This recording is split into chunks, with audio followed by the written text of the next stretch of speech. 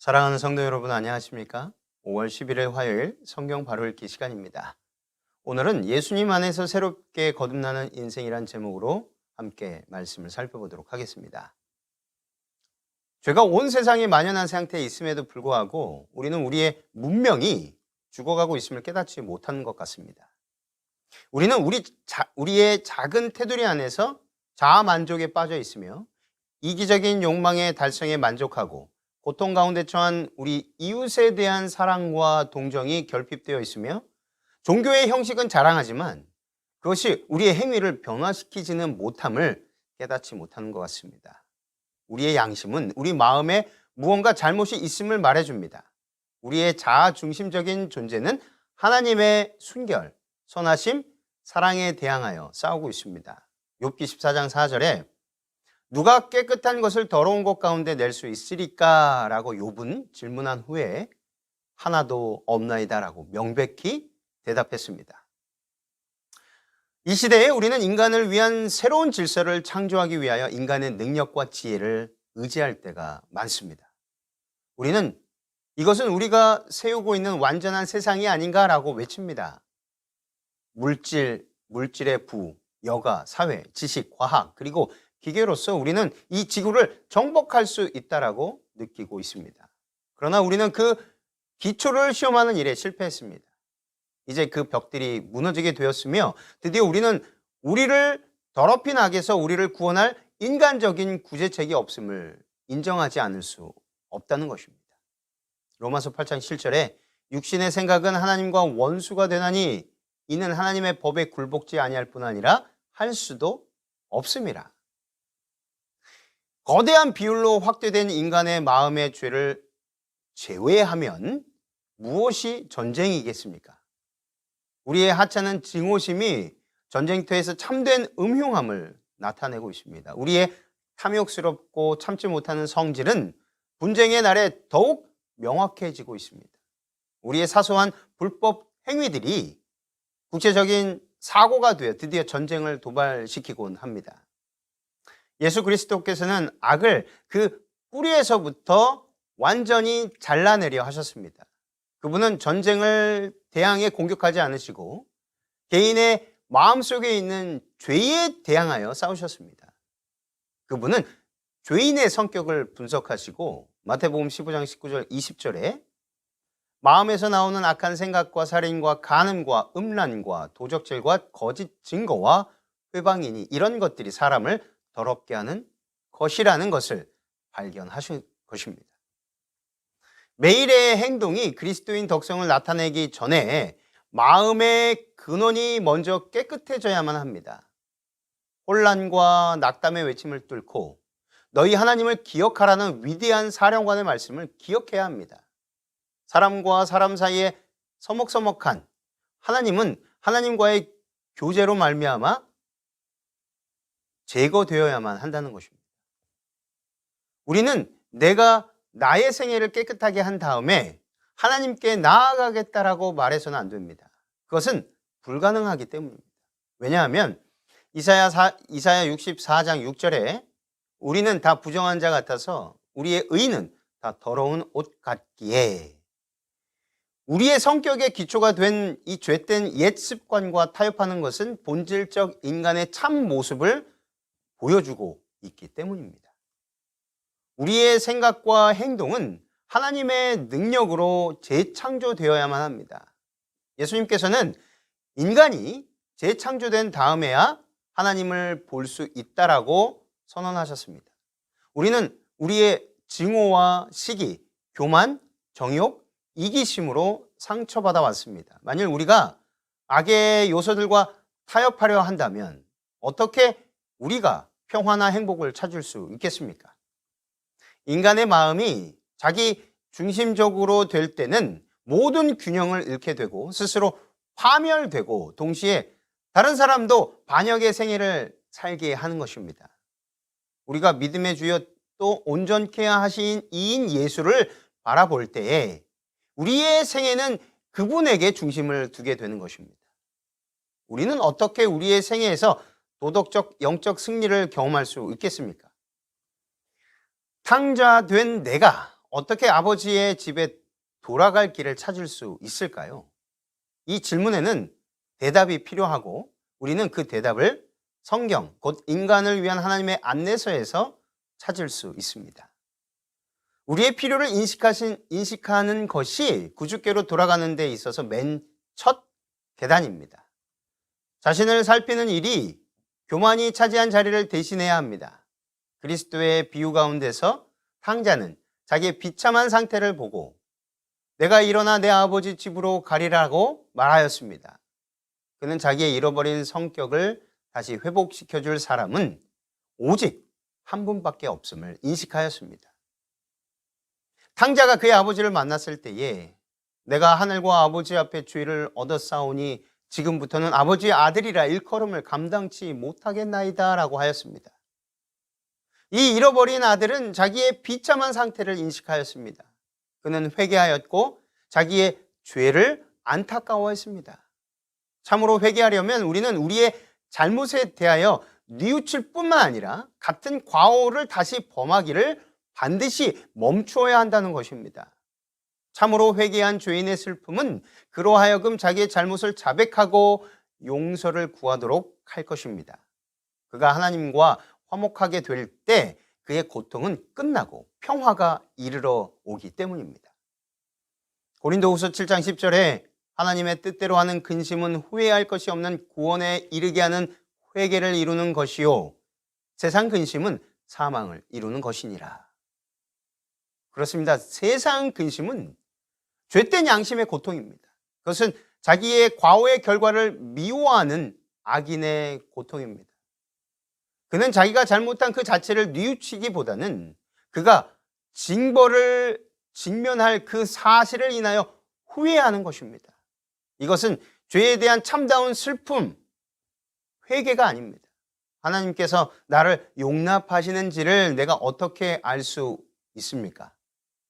이 의심이 많은 사람의 마음에 들어오게 된다는 것입니다. 영원한 율법을 만드셨고 우리의 구원을 위하여 자기 독생자를 주신 그 같은 하나님께서 죄인들을 위한 확실한 약속을 하셨습니다. 요한일서 1장 9절입니다. 만일 우리가 우리 죄를 자백하면 저는 미쁘시고 의로우사 우리 죄를 사하시며 모든 불의에서 우리를 깨끗하게 하실 것이요. 죄를 하나님께 자복할 때 가끔은 우리 형제와의 사이에서 남겨진 기록을 깨끗게 하기 위하여 해야 할 일들이 요구됩니다. 우리는 사업 관계에서 부주했을지도 모르며 또 항상 명백한 진리만을 말하도록 주의하지 못했을 수도 있고 친구의 성격에 해를 끼쳤을 수도 있습니다. 그런 과오를 시정하는 데는 용기가 필요합니다. 그것이 참된 그리스도인의 시금석이기 때문입니다. 우리 마음을 늘 눌러온 죄로부터 완전히 분리된다는 것은 회심의 최대의 이적 가운데 하나입니다. 우리가 죄된 과거의 생활을 끊어버리고 하나님께 대한 믿음으로 말미암아 승리를 주장한다면 그것이 유령처럼 우리 머리에 따라 다니지는 않을 것입니다. 그러나 때때로 우리는 믿음이 연약하게 될 때가 있습니다. 우리는 완전한 용서를 위하여 기도하였지만 그것은 응답받았다는 것을 확신할 수 없을 때도 있을 것입니다. 우리는 우리의 과오를 계속해서 파내고 그것을 인하여 거듭거듭 슬퍼할 것입니다. 그런 연약한 회의주의 안에는 영적인 승리가 없습니다. 사도 요한의 말은 참 종교의 진수를 이룹니다. 요한일서 5장 4절 세상을 이긴 이김은 이것이니 우리의 믿음이니라. 우리가 새 생활의 보증을 받아들일 때 승리가 오는 것입니다. 주님께서는 다음과 같이 약속하셨습니다. 이사야 1장 18절 너희 죄가 주홍 같을지라도 눈과 같이 희어질 것이요 진홍같이 붉을지라도 양털같이 희게 되리라. 우리가 누가복음 15장에 있는 탕자의 비유를 연구할 때 우리는 하늘아버지가 그 인간의 과오와 어리석음을 얼마나 완전히 도말하셨는가를 알게 되는 것입니다. 탕자를 내 아들이라고 불렀습니다. 그에게는 가정에서의 완전한 권한이 회복되었습니다. 과거는 잊어버린 바 되었습니다. 우리를 하늘 가족으로 회복시키는 데 나타낸 하늘 아버지의 사랑의 기이한 모본을 보게 되는 것입니다. 이제는 우리가 하나님의 자녀들이므로 이 이상 고아가 되지도 멀리 떠나지도 않을 것입니다. 우리가 하나님의 가족의 일원으로 되었을 때에는 우리는 아무것도 숨길 것이 없기 때문입니다. 우리는 바울과 같이 로마서 1장 16절에 내가 그리스도의 복음을 부끄러워하지 아니하노니 이는 복음은 모든 믿는 자를 구원하시는 하나님의 능력이 됨이라, 이렇게 말할 수 있는 것입니다. 주께서 우리의 생애를 취하실 때에 우리는 우리의 말과 행동으로서 그가 우리의 마음을 변화시켰다는, 그분께서 우리의 마음을 변화시켰다는 것을 나타내 보일 것입니다. 빌립이 예수님을 발견하였을 때 그는 즉시 그의 형제 나다나엘에게 메시아에 관하여 이야기하였습니다. 나다나엘은 회의적이었습니다. 요한복음 1장 46절에 나사렛에서 무슨 선한 것이 나올 수 있겠느냐라고 그는 물었습니다. 그리고 그 형제 빌립의 대답은 죄의 포로가 된 이 세상에서의 우리의 도전이 되는 것입니다. 빌립은 신학을 토론하지 않았습니다. 그는 와보라라고 빨리 말했습니다. 참 종교의 시금석은 세상이 내 안에서 예수를 볼 수 있는가라는 질문에 어떻게 대답하느냐에 달려 있습니다. 일주일 중 닷새 동안 작업복을 입고 그 사람이 행하는 바가 교회에서 어떻게 행하느냐 보다 더 정확히 그의 종교를 반영합니다. 죄의 무게로 압도되어 미래는 오직 어둡고 암담하기만 한 영혼에게 용서받았다는 말보다 더 복된 말이 어디 있겠습니까?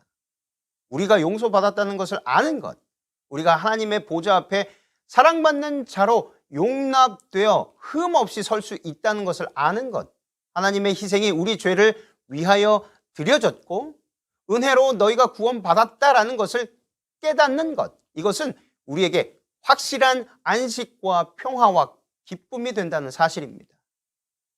길이 깨끗게 될 때에 곧 우리 사이에 막혔던 모든 죄가 제거되고 주님과 자유로이 교제한다는 것을 알게 될 때에 또한 우리가 그분에게 용납되었고 우리 하나님과 완전히 화목되었다는 성령의 보증을 받게 될 때에 나머지 인생길은 얼마나 평탄케 되겠습니까?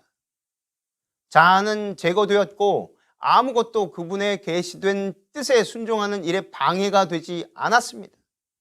그분에게서 말하는 바를 우리는 행할 것이요 그분께서 보내는 곳에 우리가 갈 것입니다. 끊임없이 그분의 뜻에 의하여 지도를 받음으로 우리는 구주의 지상생애 중 가장 괴로운 순간에 말씀하신 내 뜻대로 마옵시고 아버지의 뜻대로 하옵소서라는 구주의 기도로서 우리의 생애를 지배하도록 할 것입니다. 그렇게 하여 회개와 자복, 용서가 보다 고상한 생활을 경험하기 위한 길을 열어주게 되는 것입니다. 그것들은 우리를 우리 주님과 언약 관계에 들어가게 함으로써 그분이 평안을 속삭일 수 있고 또 우리 손을 붙들고 우리를 최후의 승리로 안전하게 인도할 자리에 두게 되는 것입니다. 회개와 자복은 비천한 것이 아님을 우리는 기억해야 할 것입니다. 이 모든 것 때문에 회개를 어렵고 영혼을 괴롭히는 경험으로 여기는 대신에 우리는 그때 당신의 고통이나 비열감을 넘어서 우리가 정의에서 얼마나 멀리 떨어져 나가는가를 깨달을 때에 우리가 느끼는 수치심이나 혐오감 그리고 죄악의 쾌락이 습관화된 것을 내버리는 고통 뒤에 있는 것을 보아야 되는 것입니다. 우리는 그리스도 안에 있는 보다 광명한 경험으로 빛나는 새로운 길이 열리는 것을 보아야 하며 과거에 우리를 무겁게 눌렀던 실패 대신에 우리가 차지한 승리를 보아야만 하는 것입니다.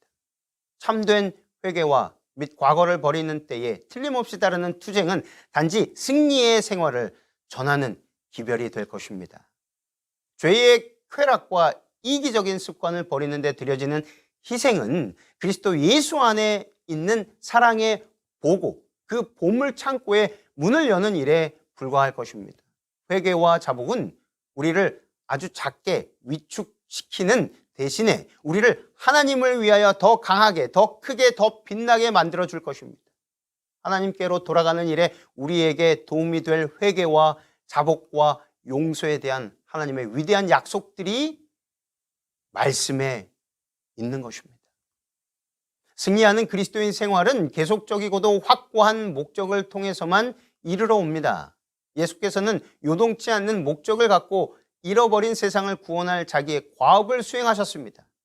인류를 위한 그의 사업이 완성되었을 때에 그분은 십자가 위에서 다 이루었다라는 승리의 외침과 함께 운명하셨습니다.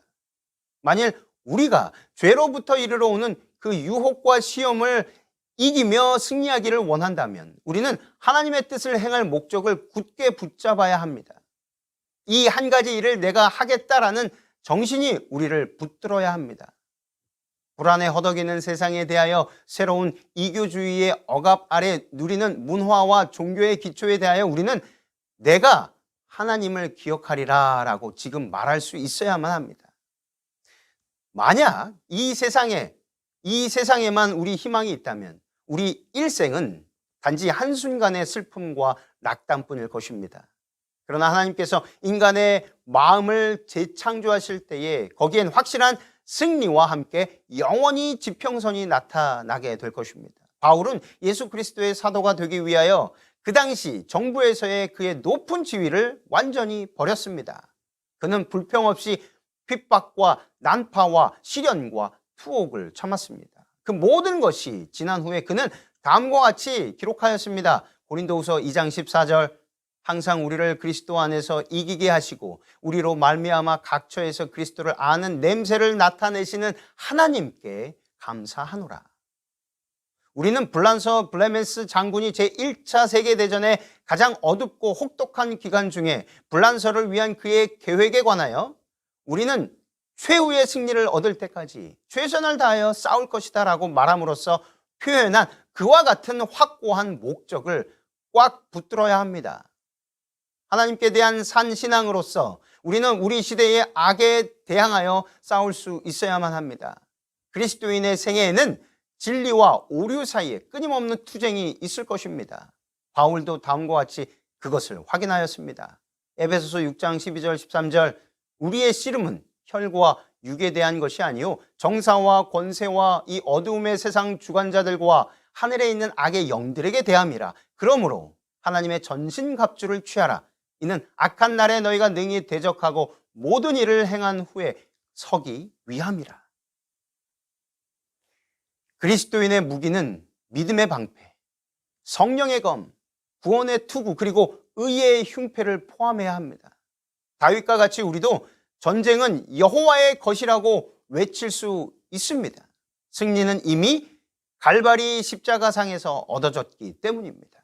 하나님께서는 죄를 참으시지 않으십니다. 그분은 그것을 멸하실 것이요 따라서 죄를 버리기를 거절하는 모든 사람은 그 결과를 직면해야만 할 것입니다. 하나님께서 사람을 사랑하지 않기 때문이 아니라 악을 미워하시고 그것을 멸하시기로 약속하셨기 때문입니다.